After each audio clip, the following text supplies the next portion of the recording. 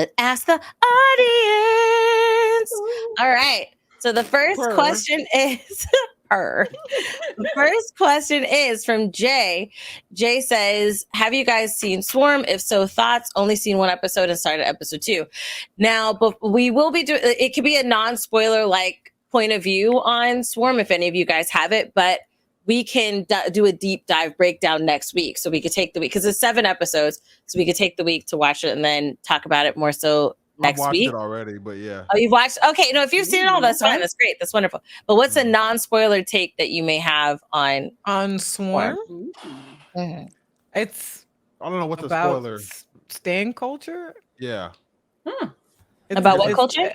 It's a show about Stan culture. I shall watch it. Yeah. Okay, yeah. And how bad it really is, you know. If and Tasha watched it, that means I can actually consume it. Wonderful. I mean, I'm not gonna lie, that first episode was hard to stomach. I'm not gonna lie to you. Thank you. That first episode, I was looking off to the side like see your face? Like bombastic side eye, we don't like it? Like we do? Like no, I didn't like that. It's definitely a show that make you uncomfy. Okay. The acting is superb. I will say that. The main person is like, I'm talking Dominique about Fishback. Oh my God! I mean, I was like, if I see you in person, I might swing. Like that's how good the acting was. You know what I mean? Okay, Miss. I think I saw a couple of things about this because it says it's an obsessed Houston-based fan goes to increase Houston. Yeah, Houston-based fan. It's supposed to be based on a true story, and it leads you to believe that it's a Beyonce fan. Ooh, one of the creators is Donald Glover. I didn't know that, but he's yeah. It's always somebody from Houston that got to do something wild. This is wild. So that's why the name of the show is a Swarm, because it's Swarm of bees. Yeah, gotta be a Beyonce stan. Yeah, I promise we're not all like this. It is, because it says it goes to increasingly violent links for her favorite R&B singer. Wonder who that could be. I wonder. Crazy. I wonder who that could be out of Houston. Well, I do actually want to see it. I know some of the stuff that's been out there. I will say this about the stuff that's been going. Leave Chloe alone, okay? All right? Leave Chloe. If she wants to do what she wants to do. The things that they're saying is so dumb. First of all, it's an acting scene. Hello. It's literally acting. Wait, like, what why? Did we do? I was wondering how they shoot those scenes though.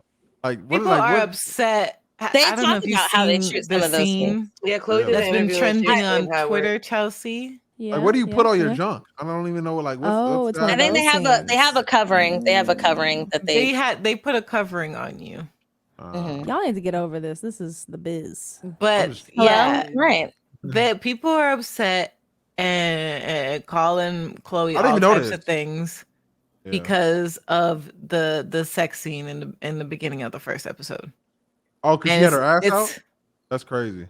Yeah, but because she's getting back shots in the beginning, and that's why people are upset. I didn't even know mad about they ain't never had no back shots. People that part. Yeah, but they're trying to like control her. But like, that's what I hate with media, is that people try to control you. Like, she's an adult, she's 23 years old, like, and she's an actress, like, so, and they're comparing her to all types of other people.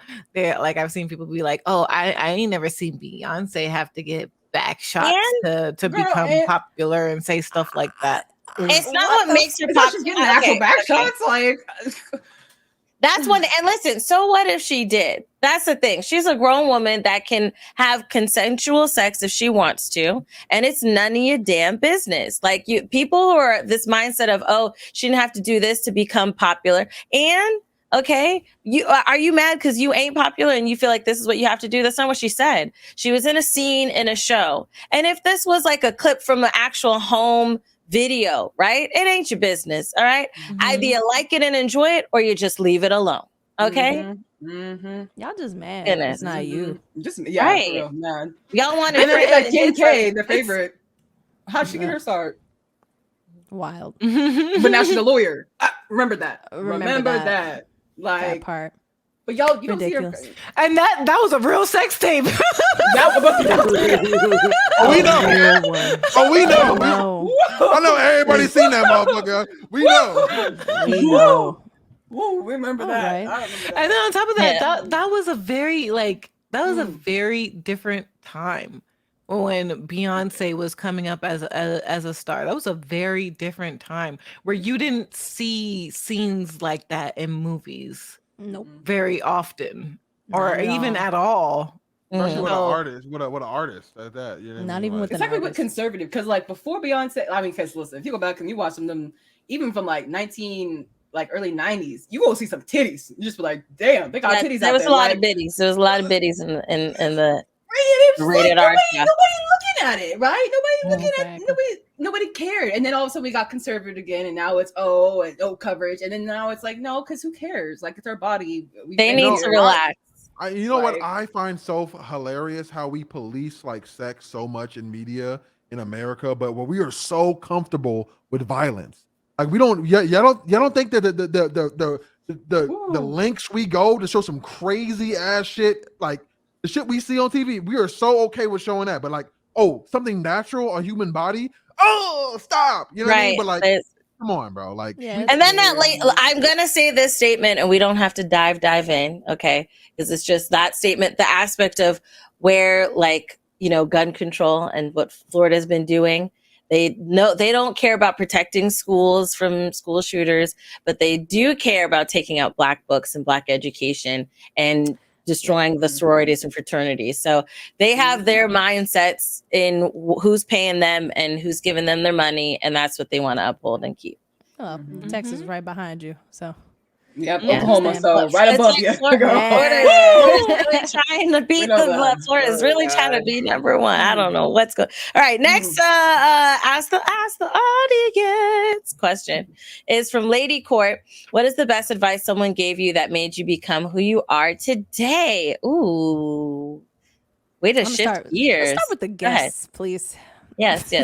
No. Start with the host. What? How's y'all passing the buck? This is y'all's time. Start with Taylor. Taylor, go to Taylor. Are you ready, Taylor? If not, we could go there. We could go this way. See it again, if that's okay. Yeah. See it again. It says, "Who?" Go ahead, pop it in. What is the best advice someone gave you that made you become who you are today? To trust my intuition and to also, not feel guilty about enforcing my own personal boundaries. And I feel like those are both things that could be like, but like for some people who are overly nice, it's hard to do stuff like that. And I, not necessarily having someone tell me that it's okay to do that, but just like to even educate me on like boundaries in general, like definitely has helped me become who I am today and like flourish in what I'm trying to do for like my own personal life and as well as like my career. That's great. That's wonderful. Beautiful. I love that. Love that. Reezie? Oh. She's just like, love that. I'm good. Like, yeah, that's a really good one because I feel you as a person who's definitely has issues like saying no. But for me, it would be one of my mentors telling me like, never like reach big and then work your way back. Dream big. Go for the ultimate goal. Go for it. And then the worst they can say is no, and you have to work back on what you first pitched at them, right? So if you have this big idea, pitch it, work it out, pitch this big idea, and like I said, they might be able to work some of it too. Like, okay, we could do this and this. Can we rework this?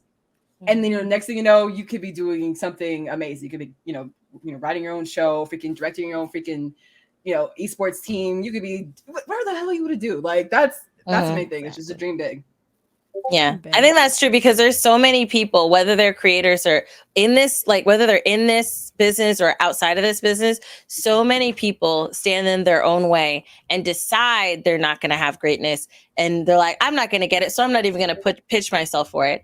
And all those people that make it are people who just took that risk and just threw themselves, out a leap forward outside of their comfort zone, and it ended up working. So just try it. Exactly it. Mm-hmm. Tosha. So the person is Will Smith.